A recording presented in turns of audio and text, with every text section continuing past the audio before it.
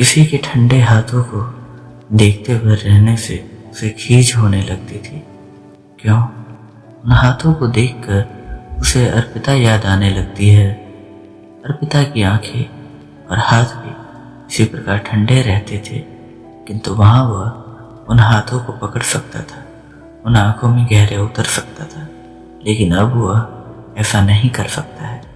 इसलिए उसकी खींच बढ़ती जाती है। ईश्वर ने उसे कुछ अधिक गुण दिए थे। यह उन्हीं गुणों के बल पर था कि इतने वर्षों के बाद जब वह अर्पिता से मिला था तो अर्पिता स्वयं को रोक नहीं पा रही थी।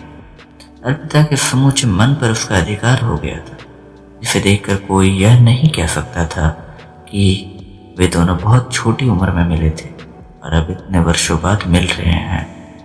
दोनों के भाव जुड़े हुए थे, लेकिन दोनों अपने आसपास के वातावरण से भी परिचित थे और एक दूसरे से भी। अर्पिता की बचपन की छवि उसे याद नहीं। हाँ, आज वो कुछ सुंदर है और उसकी भावनाओं के केंद्र भी। उसके मन में कुछ भाव थे जिनका पूरा होना संभव नहीं था और उसे अर्पिता के मन की था भी कुछ लगने लगी थी और आसपास के लोगों को भी किसी की ऐसी टिप्पणी से वो जल भुन जाता था। लेकिन अर्पिता को देखकर उसे कभी ऐसा नहीं लगता कि उसे उन लोगों की बातों की जरा भी चिंता है। वो पहले की तरह ही उससे बातें किया करती थी, उससे हंसती बोलती थी, लेकिन उसे अब संकोच होने लगा था।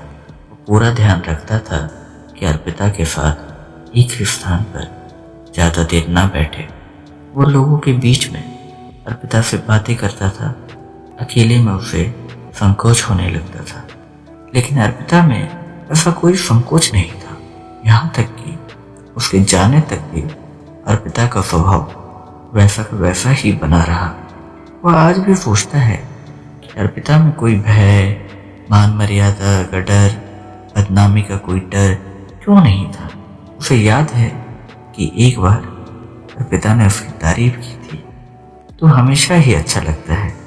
हालांकि यह सामान्य वाक्य था, लेकिन इसे बोलने के साथ साथ अर्पिता को झेपी अवश्य होगी। उसे याद नहीं, अब पता नहीं वह कब मिलेगा और ना ही उसे जल्दी से मिलने की कोई उत्सुकता भी है, क्योंकि शायद वह जानता है कि अर्पिता और उसका रिश्ता तुम दोनों में खूब बनती है, बुआ ने कहा था, जिस पर किसी की कोई विशेष प्रक्रिया नहीं थी।